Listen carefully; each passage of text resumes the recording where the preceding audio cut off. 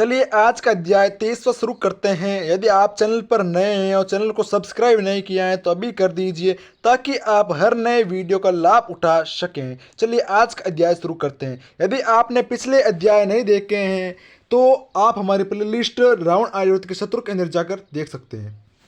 कर्तव्य के युद्ध के 11 साल बाद वैश्विक व्यापार पर लंका का पूरा नियंत्रण हो गया था। न केवल रावण की निजी संपत्ति में अता वृद्धि हुई थी, बल्कि उसने छोटे से द्वीप राज्य को भी विश्व शक्ति बना दिया था। सप्त सिंधु पर लगाए गए भारी कर 7 नदियों के देश को सुखा रहे थे, मगर इस बेतहाशा कमी के बाद भी ये समृद्ध बना रहा। यहाँ अभी भी इतनी प्रचुरता थी जिससे लंका वसूलना जारी रख सकता था। अब तक हिंद महासागर के व्यापारिक मार्गों और हर बड़े बंदरगाह पर लंका का नियंत्रण हो गया था। परिणाम स्वरूप यह संसार भर में व्यापार के प्रवाह पर हावी हो गया था। राज्य समृद्धि से दमकता था और इसे स्वर्ण लंका कहा जाने लगा था, जहाँ शून्य कर, अत्यंत रियायती जीवनयापन, निःशुल्क चिकित्सा और शिक्षा, घरों में शीशे के पाइपों से 24 घंटे पानी की आपूर्ति, चारों ओर फैले हुए सार्वजनिक उद्यान, खेल परिसर, सभागार आदि थे। रावण की लंका में कोई निर्धन नहीं था। स्वयं रावण ने, जो अब 38 वर्ष का था, राज्य में देवता शरीर का स्तर पर पा लिया था। लोग कुछ इन मंदिरों में उसके रूप की पूजा की भी करने लगे थे, जो पिछले 1 साल में बन गए थे। केवल उसकी माँ के इस देवीकरण का विरोध करने का साहस करती थी। उन्होंने सार्वजनिक रूप से घोषणा की कि रावण जीवित रहते हुए भी इस तरह की पूजा को बढ़ावा देकर प्राचीन वैदिक प्रणाली का अनादर कर रहा है। पुण्यात्मा और सुंदर मंदोदरी एक छोटे से सामंत माया की बेटी थी, जो मध्य भारत के 2 छोटे मगर समृद्ध गांवों का स्वामी था। दुर्भाग्य से उसे और उनके आसपास के लोगों को यह शीघ्र ही स्पष्ट हो गया कि उसने उससे केवल इसलिए विवाह किया है ताकि उस भूमि का अनादर कर सके जिससे घृणा करने की उसने शपथ ली थी। मानो वो सप्त सिंधु के महान साम्राज्य को जीतना चाहता हो कि उसके पास न केवल उनकी सेनाओं को हराने और उनकी संपत्ति छीनने की, बल्कि उनकी स्त्रियों को ले जाने की भी शक्ति है। इस दुर्भाग्यपूर्ण संबंध का केवल एक ही सकारात्मक परिणाम हुआ, और वो था पुत्र इंद्रजीत का जन्म, जिसे रावण सच में प्रेम करता था। इस बीच 29 वर्ष का कुंभकर्ण लगातार एकाकी होता गया। वो अपने भाई से प्रेम करता था, मगर उन चीज़ों को लेकर अप्रसन्न था जो उसके प्रति अबाध निष्ठा के कारण करने के लिए वो विवश था। अपने भाई के प्रति अपने प्रेम और अपने धर्म का पालन करने की इच्छा के बीच फंसा वो जितना हो सकता था लंका से बाहर रहने के बहाने ढूंढता था। वो दूर देशों की यात्राएं करता, कभी व्यापारिक अभियानों और संधियों के लिए, तो कभी सैन्य अभियानों पर समुद्र पर लुटेरों की समस्या को समाप्त करने के लिए। सिगिरिया से दूर रहने के हर वेद कारण को वो लपक लेता था। ऐसे ही एक दौरे पर कुंभकर्ण इथियोपिया राज्य के दमात नगर में था, जो एक लंबे समय से लंका का मित्र रहा था। जहाँ तक याद किया जा सकता है, पश्चिम और भारत के बीच व्यापार पश्चिमी समुद्र के रास्ते भला फूला था, जिसका रास्ता लाल समुद्र में संकरी मंदेब जल संधि या फारस की खाड़ी में होरमुज जल संधि से होकर जाता था, जिसे स्थानीय लोग जियांग्र भी कहते थे। मित्र या मेसोपोटामिया में किसी भी व्यापारिक पोत को भारत की ओर आने के लिए इनमें से किसी बिंदु से पश्चिमी सागर में प्रवेश करना होता। कुशल पैदल चलते हुए रावण ने जिबूती और दुबई के बंदरगाहों को जीत लिया था, जिनका इन दोनों जल संधियों पर नियंत्रण था। अब दमात और पश्चिम में आगे स्थित अन्य राज्यों के पोतों को पश्चिमी सागर और हिंद महासागर के मुख्य व्यापारिक मार्गों में प्रवेश करने के लिए भारी सीमा शुल्क देना पड़ता था। कुंभकर्ण इसके प्रशासक से मिलने और अगले वर्ष के लिए व्यापारिक हिस्सा और सीमा शुल्क तय करने के लिए राज्य में आया था। भेड़ समाप्त होने के बाद उसने दमात की राजधानी यह अक्सुम के बाजार में घूमने का निर्णय किया। लंका लौटने से पहले बस एक दिन खाली होने से इस सुंदर नगर के सारे स्थलों को देखने के लिए उसके पास पर्याप्त समय नहीं था, जहाँ वो पहली बार आया था। अचानक एक परिचित स्वर ने उसका ध्यान खींचा, नगाड़ों की आवाज़, जिसकी उसे ग्रह से देश से इतनी दूर सुनने की आशा थी। धुम धुम दना दन, धुम धुम दना, धुम धुम दना दन, धुम धुम दना। वो आवाज़ की दिशा में चलने लगा, मानो किसी अदृश्य डोर से खींचा जा रहा हो। धुम धुम दना, धुम धुम दना। कुछ ही पल बाद उसके स्वयं को पत्थर के एक भव्य निर्माण के सामने पाया, जो अनपेक्षित रूप से किसी भारतीय मंदिर जैसा दिखाई देता था। वो स्तर पर लाल बलुआ पत्थर से बना एक विशाल चबूतरा और दूर आकाश में जाता एक शिखर जैसे देवताओं को नमस्ते कर रहा हो। बाहरी दीवारें सुंदरता से उकेरी गई अप्सराओं, ऋषियों, ऋषिकाओं, राजाओं और रानियों से अलंकृत थी, जो भारतीय शैली के अनुरूप वस्त्र पहने थे। एकमात्र अंतर उनके चेहरे थे, जो स्पष्ट रूप से अफ्रीकी थे। कुंभकर्ण अफ्रीकी महाद्वीप के कुछ ऐसे लोगों से मिला था जो भारत में बस गए थे। वो कुछ ऋषियों और अधिऋषिकाओं का भी जानता था, जो मूल रूप से अफ्रीका के थे, मगर यहाँ अक्षुम के बीचों बीच भगवान रुद्र का मंदिर देखने के लिए वो तैयार नहीं था। जब उसने मंदिर में प्रवेश किया तो नगाड़ों की आवाज़ और तेज हो गई। धूम धूम दनो धूम धूम दनो। मंदिर के मुख्य कक्ष में गर्भगृह के सामने विभिन्न स्थानों पर बड़ी बड़ी तिपाहियाँ रखी हुई थी। प्रत्येक तिपाही पर एक पंक्ति में 3 विशाल नगाड़े रखे थे। एक और खड़े लंबे बलिष्ठ पुरुष लंबी लंबी छड़ियाँ लिए पूरी लय ताल में नगाड़े बजा रहे थे। मंदिर का प्रगाढ़ नृत्य करते लोगों से भरा था, विशुद्ध आनंद की प्रचुरता का नृत्य। माहौल विद्युतीय था और इसने तुरंत ही कुंभकर्ण को अपनी निर्फक्त में ले लिया। उसका शरीर अपनी ही इच्छा से थिरकने लगा और जल्दी ही वो नृत्य करने लगा था। भगवान रुद्र के संगीत के 3 आनंद ने उसके मन और आत्मा को भर दिया था। जैसे जैसे ताल ने गति पकड़े नृत्य उन्मत्त होता गया। मंदिर का प्रांगण भगवान रुद्र के भक्तों की स्वाभाविक ऊर्जा से जीवंत हो उठा था। धीरे धीरे गति बढ़ती गई जब तक कि यह अपने चरम पर नहीं पहुंच गई और फिर जय श्री रुद्र के जोरदार उद्घोष के साथ समाप्त हुई। कुंभकर्ण ने भी आनंद के साथ प्रभु के नाम का उद्देश्य किया, जय देवी इस्तार। कुंभकर्ण ने अपने चारों ओर मौजूद जोशीले नृत्य से पसीने भरे आनंदित चेहरों को देखा। कुछ के गालों पर आनंद के आंसू बह रहे थे तो कुछ अभी मुहावस्था में थे। अजनबी गले मिल रहे थे, एक दूसरे को शुभकामनाएं दे रहे थे। कुंभकर्ण को भी गले लगाया गया। किसी का ध्यान नहीं गया, लगता था कि उसके अंदर विकृति है कि वो नागा है। यहाँ कैसा आना हुआ कुंभकर्ण। कुंभकर्ण पलटा तो आप सामने एक लंबा बेदा गहरी भूरी त्वचा वाला प्रभावशाली दिखने वाला पुरुष था। यद्यपि उसकी रूप रंगत से स्पष्ट था कि वो दमात का स्थानीय व्यक्ति है, मगर वो गेरुआ धोती और अंग वस्त्र पहने था, विराग और संन्यास के रंग के। मुंडे हुए सिर पर गांठ लगी शिखा बता रही थी कि वो ब्राह्मण था। लंबी खिचड़ी दाढ़ी उसके चेहरे को नरमी प्रदान कर रही थी और उसके लंबे डील डोल के बावजूद अपनी शांत भली आंखों से वो शांति का एहसास दे रहा था। निश्चय ही वो शांत मन व्यक्ति था। कुंभकर्ण की भरकटी चढ़ गई। मैंने पहले भी आपको देखा है। ब्राह्मण मुस्कुराया और उसने हामी भरी। कल दरबार में? सही है, उस व्यक्ति ने कहा। मैं पीछे खड़ा था, आपकी पैनी निगाहें महत्वपूर्ण लोगों को मैं देख लेता हूँ। कुंभकर्ण ने विनम्रता से मुस्कुराते और सम्मान में हाथ जोड़ते हुए कहा, मगर मुझे नहीं पता था कि आप भी भगवान रुद्र के भक्त हैं। आपका क्या नाम है मित्र? वह व्यक्ति मुस्कुराया और प्रत्युत्तर में उसने भी नमस्ते की। आप मुझे मबकूर बुला सकते हैं मित्र। मबकूर? कुंभकर्ण हैरान था। आप जानते हैं संस्कृत में एक शब्द है बकूर, इसका अर्थ है तुरही। जानता हूँ, और हमारी भाषा में जब हम इसमें माँ जोड़ देते हैं तो इसका अर्थ हो जाता है महातुरही। कुंभकर्ण खुलकर मुस्कुराया। अच्छा नाम है, मगर आप तो शांतिपूर्ण व्यक्ति हो। मैं बहुत युद्ध देख चुका हूँ और यह साबित करने के लिए मेरे ऊपर बहुत घाव है। तो मंदिर के नगाड़ों के पक्ष में शक्तिशाली तलवार को रख दिया गया है। मबतूर हल्के से हंसा। नृत्य लड़ने से कहीं अधिक मस्त हैं, आप नहीं मानते? कुंभकर्ण भी हंसा और उसने हामी भरी। मंदिर का पुरोहित बनने के मेरे अपने कारण थे, मबतूर ने कहा। आपके व्यापार के मध्यस्थ बनने के क्या कारण हैं, जबकि स्पष्ट रूप से आपका मन इसमें नहीं रमता है? समझ चाहूँगा, आप कह रहे हैं कि मैं इसमें कुशल नहीं हूँ। कुंभकर्ण समझ नहीं पा रहा था कि बुरा माने या नहीं। मैंने ऐसा नहीं कहा, मैंने बस यह कहा कि आपका मन इसमें नहीं रम रहा है। कल मैंने आपका वार्तालाप देखा था, मैं चकित था। आप बेहतर शर्तें रख सकते थे। आपने हमारे लिए बहुत कुछ छोड़ दिया था। कुंभकर्ण चुप रहा।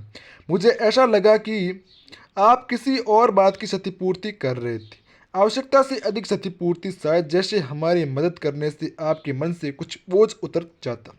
कुंभकर्ण ने आसपास देखा। मंदिर लगभग खाली हो गया था, अधिकांश भक्तगण चले गए थे। उसने वापस मबूतर को देखा। आप कौन हैं? मेरे साथ बैठो मित्र, मबूतर ने शांत स्वर में कहा।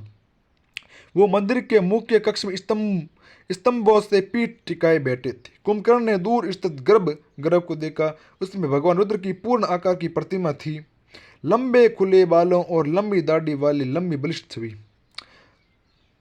भगवान रुद्र जैसे वास्तविक जीवन में रहे थे, भव्य और भयंकर। कुंभकर्ण ने दोनों हाथ जोड़े और गहन श्रद्धा में नतमस्तक हो गया। मबूतर भी भगवान रुद्र के दाहिनी ओर स्थापित एक देवी की प्रतिमा थी, लगभग भगवान के समान ही लंबी थी। शांत चेहरे के नक्श अफ्रीकी थे, यद्यपि शरीर पर भारतीय शैली में धोती, अंगियां और अंग वस्त्र पहने हुए थे।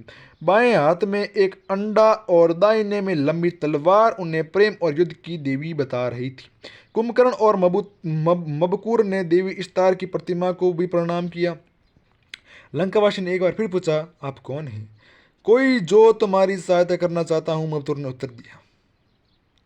कृष्ण ने कहा कि मुझे सहायता चाहिए। कुंभकर्ण ने पूछा, हर बात को कहा नहीं जाता है।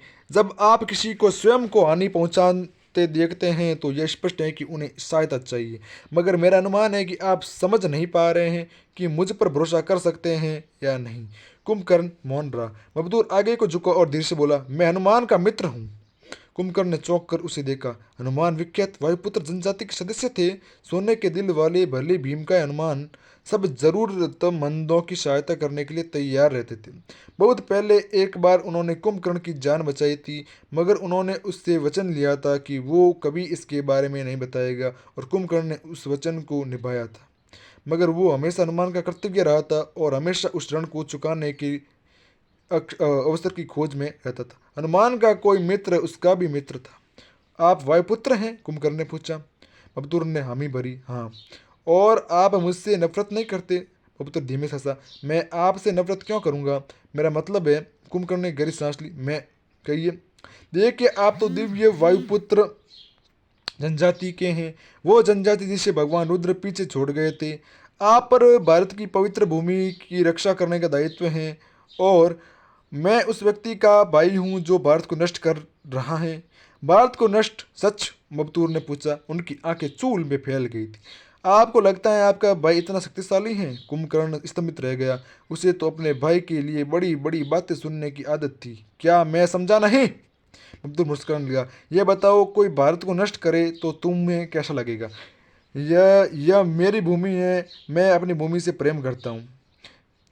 और क्या तुम्हारी मातृभूमि इतना शक्तिहीन है कि एक व्यक्ति इसे नष्ट कर देगा? या मैं दूसरे शब्दों में कहता हूँ, अगर कोई भूमि इतनी अशक्त है कि एक अकेला व्यक्ति इसे नष्ट कर दे, तो क्या वो बचे रहने के अधिकारी हैं?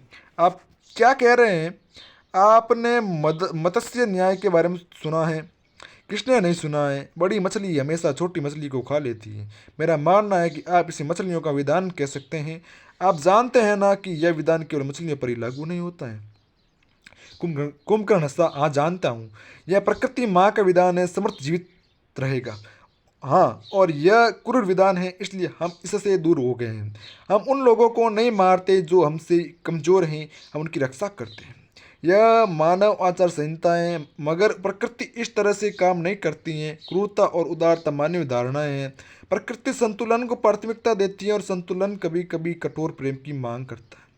कठोर प्रेम? एक प्रेम होता है जो हमें अशक्त कर देता है, और फिर एक प्रेम होता है जो आपको आगत के लिए तैयार करता है। कभी कभी वो प्रेम कठोर प्रतीत होता है, मगर यह आवश्यक है। अगर आप ऐसे माता पिता हैं जिससे केवल यही है और अभी की चिंता है, तो आप अपनी संतान को वो सब कुछ देंगे जो वो चाहता है, क्योंकि आप उसके चेहरे पर मुस्कुराहट देखना चाहते हैं। किंतु अगर आप ऐसा माता पिता हैं जिसे अपनी संतान की भविष्य की चिंता है, तो आप समझेंगे कि बच्चे को बिगाड़ना वो सबसे बुरा काम है, तो आप कर सकते हैं। हाँ, लेकिन अगर आप बहुत अधिक कठोर होंगे तो बालक टूट जाएगा। मुब मुब मबकुर मुस्कुराया। और प्रकृति और हमारे बीच यही अंतर है। माँ प्रकृति हर पल का ध्यान नहीं रखती हैं, वो उत्तरजीविता के नियम को प्रभावी होने देती हैं। और हाँ, कभी कभी असक्त टूट जाते हैं और नष्ट हो जाते हैं, मगर मनुष्य भिन्न है। हम सोच सकते हैं और हम हर पल का ध्यान रख सकते हैं। हम कठोर प्रेम को सही स्तर पर संचालित कर सकते हैं। इतना कठोर तो सशक्त करे, इतना, मगर इतना भी कठोर नहीं कि तोड़ दें। इसका मेरे भाई या मुझसे क्या सरोकार हैं?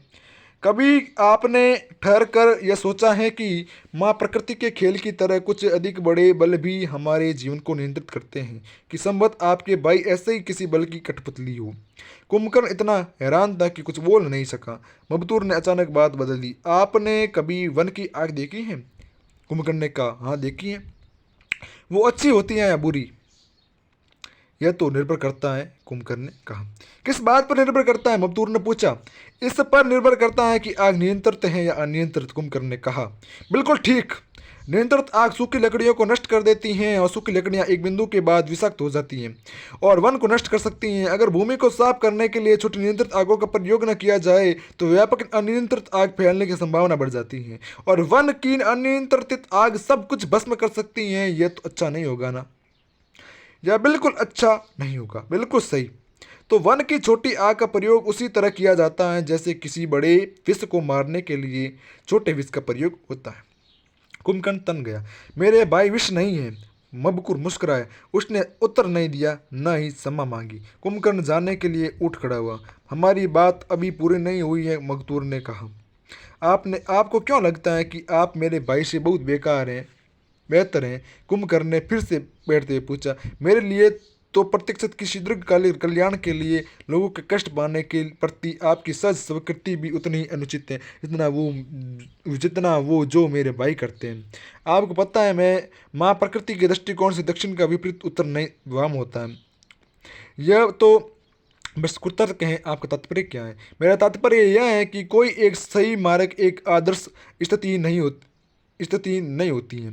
संसार प्राय उन लोगों के हाथों सबसे अधिक कष्ट पाता है जो संपूर्णता में विश्वास करते हैं। जो लोग जो यह नहीं समझते कि कोई एक आदर्श नहीं है, मगर वास्तविक ज्ञानी जानते हैं कि आप इसके सर्वोत्कृष्ट हल तलाश सकते हैं।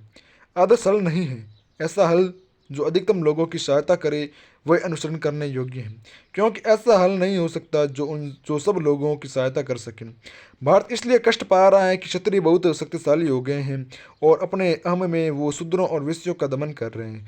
हमें उनके शिकंजे को तोड़ना होगा, तभी समाज को फिर से सही मार्ग पर लाया जा सकता है।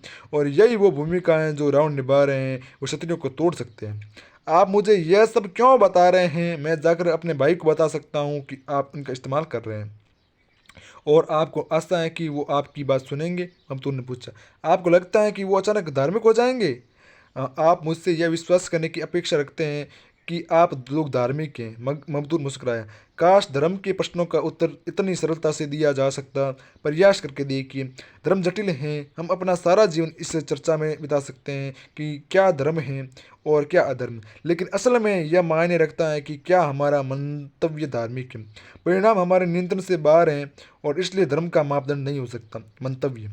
कोई दूसरे के कल्याण के लिए कार्य करने का प्रयास कर सकता है, जैसे उदाहरण के लिए वायुपुत्र कर रहे हैं। क्या हम वस्तु सफल होंगे? यह तो केवल समय बताएगा, मगर हम जानते हैं कि हमारे मंतव्य पर संदेह नहीं किया जा सकता है। हम दूसरों के कल्याण का ही सोच रहे हैं, न कि मात्र अपने लक्ष्यों का। धर्म की ओर यही पहला कदम है। सब अन्यों के लिए आप अपने स्वार्थपूर्ण हितों की उपेक्षा करते हैं। कुंभकर्ण आगे की ओर झुका। एक बार फिर पूछूंगा, आप मुझे यह सब क्यों बता रहे हैं? क्योंकि रावण की दानवी प्रकृति का प्रयोग वृद्ध कल्याण के लिए तो किया जा सकता है, मगर हम चाहते हैं कि उनकी आत्मा को भी बचाया जाए। कुंभकर्ण की भ्रुकुटियां तन गई। और आपको मैं इतना भोला दिखता हूँ कि यह विश्वास कर लूँ कि वायुपुत्र को उनकी चिंता है? क्यों नहीं, हम तो सबकी चिंता करते हैं। भले ही हम सबकी सहायता न कर पाए, मगर हम सबकी चिंता करते हैं।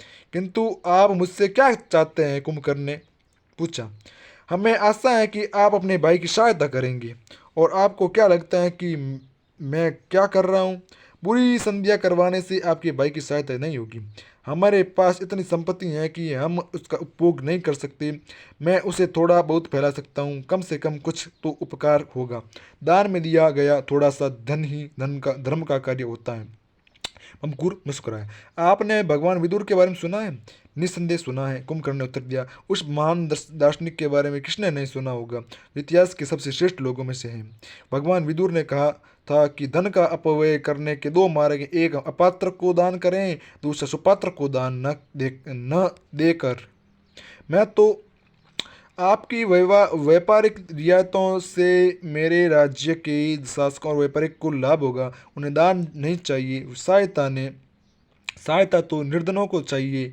केवल दमात में ही नहीं, सब जगहों पर उन्हें तलाशिए और उनकी सहायता कीजिए। अपने भाई के नाम पर उनकी सहायता कीजिए, उनके लिए सुकर्म अर्जित कीजिए, अवसाद में मत पड़िए, उद्देश्य से तलाशिए। मैं जानता हूँ जन्म के समय आपके भाई ने आपकी जान बचाई थी, अब आपका कर्तव्य है कि उनकी आत्मा की सहायता करें। मकदूर की बातें ध्यान से सुनते ही कुंभकर्ण ने विचार मग्न दिख रहा था और उससे निराश मत होना। मकदूर ने आगे कहा,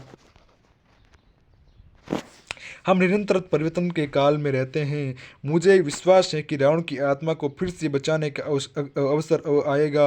वो इतने अज्ञानी हो सकते हैं कि इसे न देखें, मगर जब समय आएगा तो उन्हें आपकी सहायता की आवश्यकता होगी।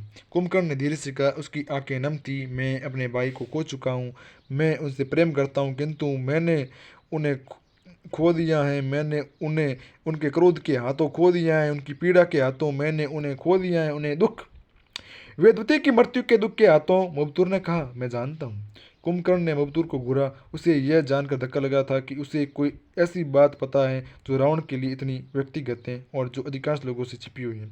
यह न भूलें कि आपसे भी प्रेम करते हैं। आप और उनका पुत्र इंद्रजीत ही संबंध दो ऐसे जीवित व्यक्ति हैं जिनसे वो वास्तव में प्रेम करते हैं। इंद्रजीत भी उनसे प्रेम करता है, संबंध मुझसे भी अधिक।